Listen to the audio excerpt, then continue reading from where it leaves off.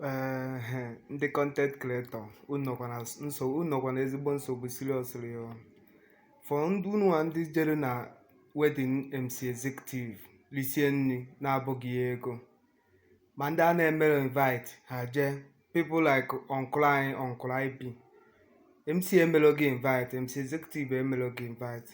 Otu obiọma gị kịta na-achọzi igbu gị, obiọma gị nwere ike ime kịta ịlandị na police station maka na MC Executive na-asị na from echi niile bụ Tuesday na ọ ga-abịa wolu polisi nwụkọrọ unu niile ndị bịa na mmemme ya, divide ya mmemme ya, buru mmemme ya jee ebe ọzọ na-emedori ime na unu ncha ga-eje police station. Uncle IB, what of gụnwa a na-emere invite iwee mee your friends invite wee jere enyi gị nwoke ihe? Kedu ihe ị ga-akọrọ mma gị na nke ikpeazụ a? Gee na MC ntị ka unu nụrụ n'onu ya maka iwe na ọnụma ji aka, iwe ji nwoke mmadụ aka. 22 million adịrọ ebe a. Gee ya ntị ka ịnụ ihe ọ na-ekwu.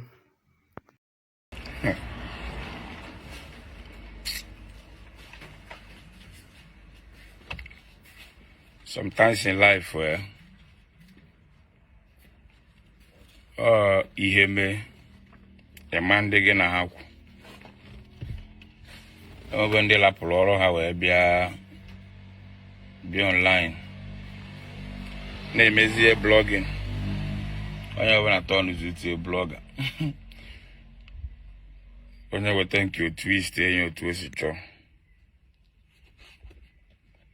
ya na-eche bụ onye a na-anụrụ onwe ya ka ọ bịa kwuo okwu ka e wee drag bịa. Onye na-adrag m na-egbu onwe ya oge. Ma ndị na-eche na-asị m jee ma apology gbuo gị dị ya. To show you how serious I am, I believe na ihe mmadụ kwuru na ihe na-ebelieve bụ na action. Ifu ndị niile na-abịa wedding na-abụrụ m ego ebe unu ya anọ marụ how serious ndị bụ by Tuesday mma eji police na-eje n'ụlọ mpụta mbịa be gị, I know your faces.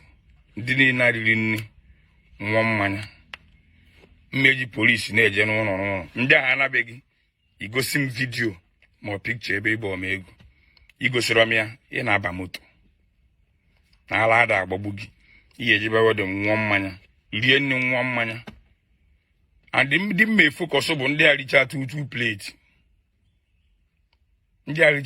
plate nri. When I'm done with you people, m face ndị ari onugbu rie nsala rie ma rice nwa nkwụ n'enu. By Tuesday ka unu ya afọ how serious ndị okwu unu chena ya egbe ọnụ ala na-agbagbu gị ihe ejibe wedding iricha nri nwere ike isi mmadụ ezegenekwa 100,000 ajide ezegenekwa 200 jide. Akwa unu chọọ ime ihe blog banye ọ ya eme unu n'anya ma ebidogoro from ndị m na ha na okirikiri ebe a. By Tuesday mbịara anabeghị enwere m list unu ka unu la wee mere ife a. I have your list. I have your names on my list. Mbịara anabeghị igosiro m picture ma vidio ebe isi ma ezege na jidekwa. First of all, me egosigoro gị vidio ebe ị na-eri nri. Then ọ bụrụ na igosiro m picture ebe ị nyere m ego ebe ị bụ m ego buru gị anya na-awa na ala ada agba gị na ka m bịa zụba ndị ala zụba ndị iti. Ekwukwa m ekwu n'oge onye rie onugbu ya respect onwe ya na bụ na-erie ife niile bịara ebe a nwa mmanya mebezie mkpọtụ. Mbịara anabeghị igosiro m picture ma vidio ebe ị na-abụ m ego ị na-aba moto mụ na ndị polisi ya akpasị gị n'ọjọọ ka eje nwụrụ bụ unu ofu na ala ada agbagbu unu. Next time m na-eme ife irie ka ihe eri ji nwa anaba bụrụ ịpụta ebe ị na-eme mkpọtụ na ala ada agbagbu gị.